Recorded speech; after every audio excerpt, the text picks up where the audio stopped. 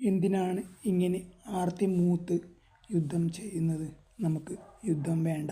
അവരവരുടെ രാജ്യങ്ങൾ കാത്തുസൂക്ഷിക്കുകയല്ലേ വേണ്ടത്. മറ്റുള്ള രാജ്യങ്ങളിലേക്ക് എന്തിനാണ് കടന്നു കയറുന്നത്? യുദ്ധഭൂമിയിലെ സ്ത്രീ പോരാളികൾ. ചെറുപ്പക്കാരനായ ഒരു ലഫ്റ്റനന്റ്. അയാളുടെ കാൽ ഷെൽ വന്ന് വീണ് തകർന്നിരുന്നു. മറ്റേ കാൽ എങ്ങനെയോ തൂങ്ങി നിന്നിരുന്നു. ചുറ്റും ബോംബുകൾ വീണുകൊണ്ടിരിക്കെ ഞാൻ അയാളുടെ കാൽ ബാൻഡേജ് ചെയ്തു. അയാൾ ഉറക്കെ വിളിച്ചു പറഞ്ഞുകൊണ്ടിരുന്നു, ഇതിങ്ങനെ നീട്ടിക്കൊണ്ടു പോകേണ്ട, വേഗം എൻ്റെ കഥ കഴിക്കൂ, ദയവ് ചെയ്ത് എല്ലാം ഒന്ന് അവസാനിപ്പിച്ചു തരൂ, ഇതെൻ്റെ കൽപ്പനയാണ്. ആ കൂട്ടത്തിൽ അന്നത്തെ ആ യുവ ലഫ്റ്റനൻറ്റും ഇരിക്കുന്നുണ്ടാകുമെന്ന് ഞാൻ ഭയപ്പെട്ടു. ഞാൻ ആസ്പത്രിയിലായിരുന്നപ്പോൾ സുന്ദരനായ ഒരു ചെറുപ്പക്കാരനുണ്ടായിരുന്നു. ആളൊരു ടാങ്ക് ഡ്രൈവറായിരുന്നു. മിഷ എന്നായിരുന്നു പേര്.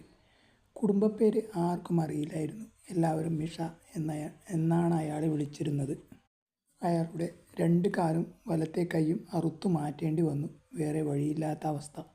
ഇടത് കൈ മാത്രം ബാക്കിയായി. കാല് അരക്കെട്ടിനോട് തൊട്ടാണ് മുറിച്ചത്.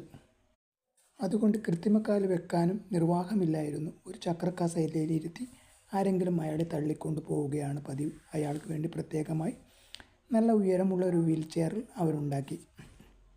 പട്ടാളക്കാരല്ലാത്ത പലരും രോഗികളെയും മുറിവേറ്റവരെയും സഹായിക്കാനായി പതിവായി ആസ്പത്രിയിൽ വന്നു കൊണ്ടിരുന്നു. ആ കൂട്ടത്തിൽ സ്ത്രീകളും സ്കൂൾ